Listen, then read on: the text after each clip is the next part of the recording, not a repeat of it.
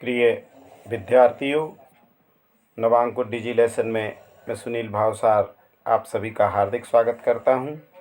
विद्यार्थियों, आज के डिजी लेसन में हम विविधा के अंतर्गत चांदनी चमकती है गंगा बहती जाती है कविता के प्रश्नोत्तर का अवलोकन करेंगे।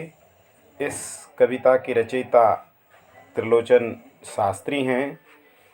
श्री आधुनिक युग में त्रिलोचन शास्त्री अपनी कथन शैली और अपनी लोक दृष्टि के कारण कविता को एक नई भंगिमा प्रदान करने वाले रहे हैं।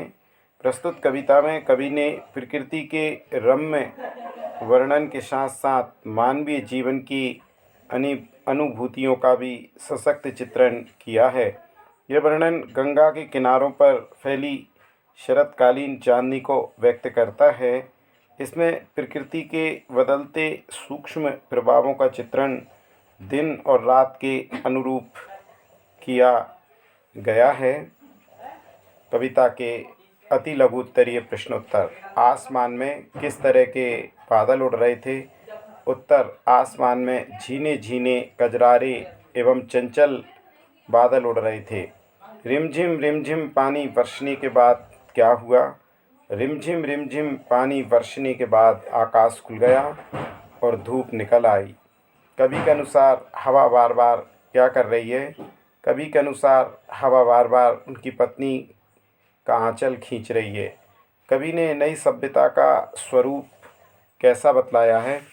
कवि ने नई सभ्यता का स्वरूप इस प्रकार बतलाया है कि पूर्व में तो हमारी कुटियों में तूफान बिना पूछे घुस जाया करते थे, लेकिन नई सभ्यता में वे बिना दरवाज़ा खटखटाए ही घरों में चले आते हैं। आक्रोश में आकर मजदूर ने क्या किया? आक्रोश में आकर मजदूर ने सूरज को ही निगल लिया। खाली पेट से कवि का क्या आशय? खाली पेट से कवि का आशय भूखे नंगे लोगों से है। लघु उत्तरीय प्रश्न। बादलों के हटने पर तारे कैसे दिखलाई पड़ते हैं? बादलों के हटने पर तारे उज्ज्वल और झिलमिलाते हुए दिखाई पड़ते हैं। कवि के अनुसार संपूर्ण दिन में किस तरह के बादल दिखाई पड़ रहे थे? उत्तर, कवि के अनुसार संपूर्ण दिन में कपसीले, उदे, लाल, पीले और मटमैले बादल दिखाई पड़ रहे थे। कवि ने हरे भरे खेतों के बारे में क्या कल्पना की है? कवि ने हरे खेतों के बारे में कल्पना की है कि हम दोनों ने इनको जोता और बोया है। इनमें धीरे धीरे अंकुर निकल आए और इनकी हरियाली ने धरती माता का रूप सजा दिया है।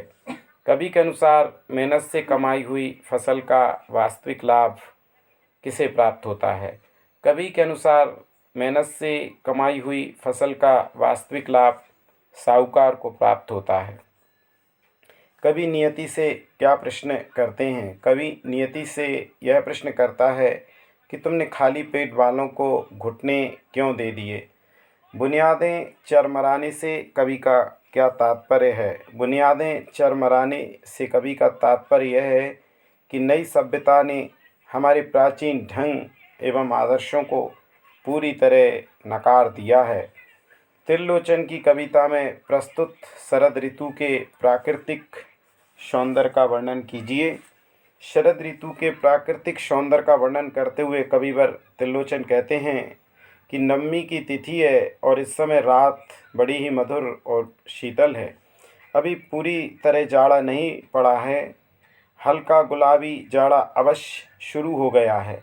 इस गुलाबी जाड़े में कभी कभी शरीर के रोम कांप जाया करते हैं, कभी कभी रिमझिम पानी की बरसात होती है, कभी आकाश साफ खुल जाता है, कभी कपसीले ऊदे लाल और पीले तथा मटमैले बादल आकाश में घूमते दिखाई दे जाते हैं। प्रश्न 2। पठित पाठ के आधार पर त्रिलोचन की कविता के कला पक्ष पर अपना मंतव्य दीजिए।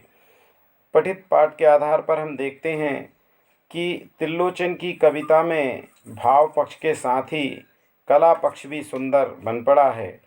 कवि ने धीरे धीरे, सीरी सीरी, झीने झीने, रिमझिम उजला उजला, बार बार, धीरे धीरे आदि शब्दों का प्रयोग से काव्य में पुनरुक्ति प्रकाश अलंकार के द्वारा काव्य के सौंदर्य को कई गुना बढ़ा दिया।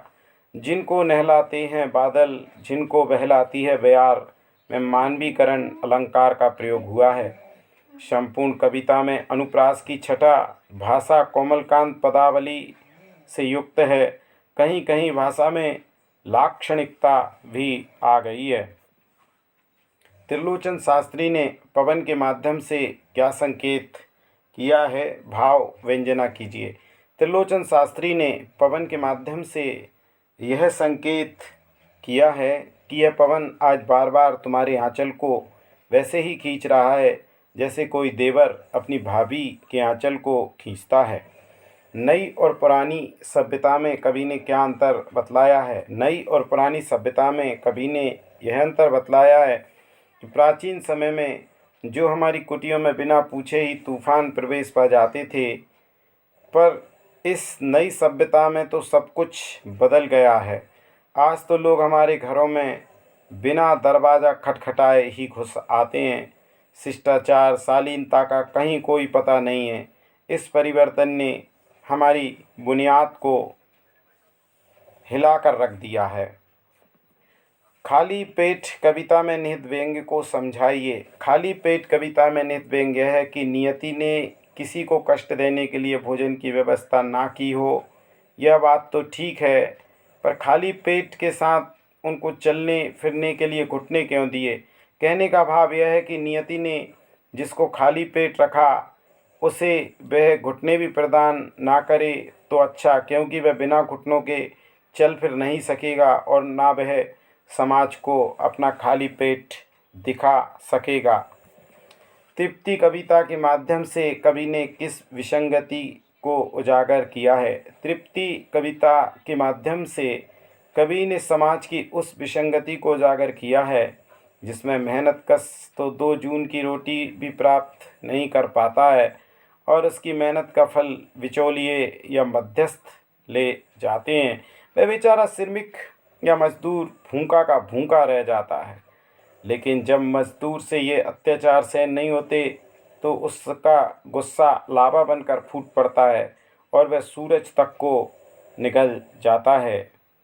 विद्यार्थियों, आज के डिजी लेसन में मैं सुनील भावसार आपसे विदा लेता हूँ। अगले डिजी लेसन में फिर से मिलेंगे। आप सभी का बहुत बहुत धन्यवाद।